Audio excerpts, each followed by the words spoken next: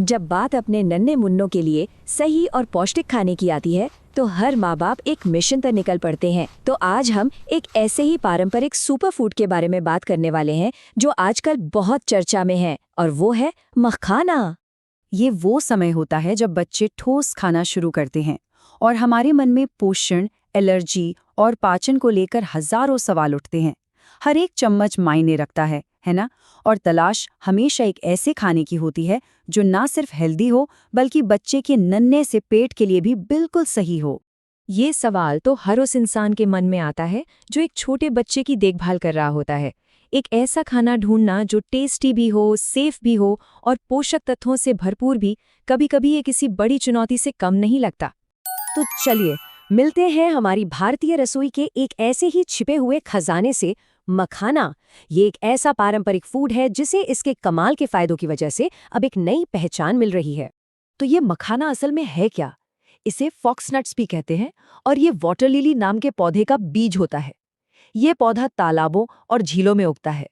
इसके बीजों को निकालकर सुखाया जाता है और फिर भूना जाता है, जिसके बाद ये बिल्कुल पॉपकॉर्न जैसा हल्का फुल्का स्नैक बन जाता है।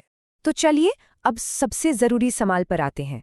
आखिर ऐसा क्या है मखाने में जो इसे बच्चों के लिए इतना खास बनाता है? सच तो ये है कि ये पोषक तत्वों का एक छोटा सा पावर हाउस है जो बच्चों के बढ़ते शरीर के लिए बहुत फायदेमंद है।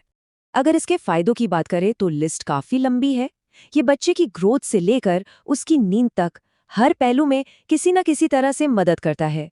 सबसे पहली और सबसे जरूरी बात, मखाने में कैल्शियम और प्रोटीन भरपूर मात्रा में होता है, और ये दोनों ही बच्चों की हड्डियों और मांसपेशियों के विकास के लिए, मतलब उनके शरीर की मजबूत नींव रखने के लिए बेहद जरूरी हैं।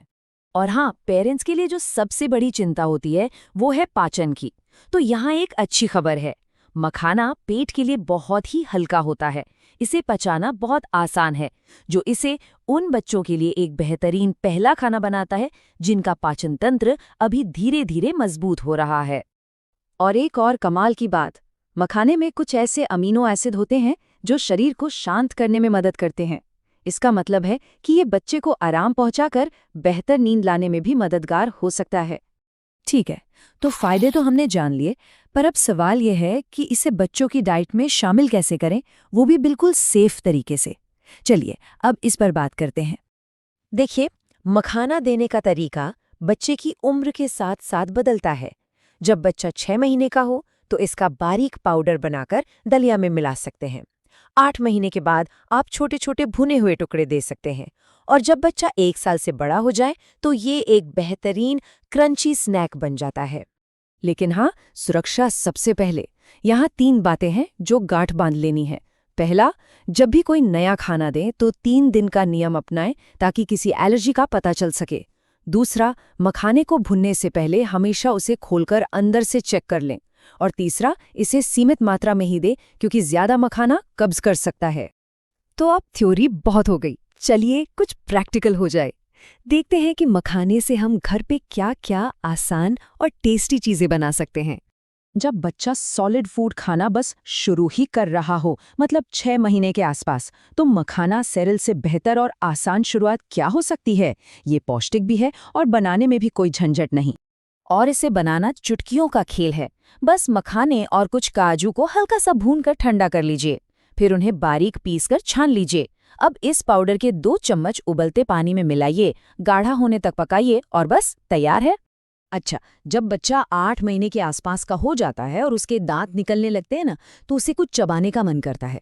तब ये भुना हुआ मसाला मखाना बहुत काम आता है। बस एक पैन में थोड़ा सा घी, 1 चुटकी हल्दी और जीरा पाउडर गरम करें, मखाने को आधा काटकर चेक करें और फिर पैन में डालकर क्रिस्पी होने तक भून लें। ठंडा होने पर बच्चे के लिए इसे छोटे छोटे टुकड़ों में तोड़ दें। तो चलिए एक बार जल्दी से दोहरा लेते हैं कि आज हमने मखाने के बारे में क्या क्या जरूरी बातें जानी। तो आखिर मखाना एक बेहतरीन विकल्प क्यों है?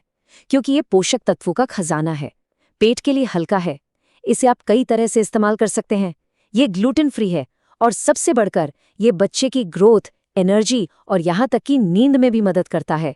तो आखिर में बस यही एक सवाल है, क्या ये छोटा सा सदियों पुराना बीज हमारे बच्चों की आज की पोषण से जुड़ी जरूरतों का एक मॉडर्न और आसान समाधान हो सकता है?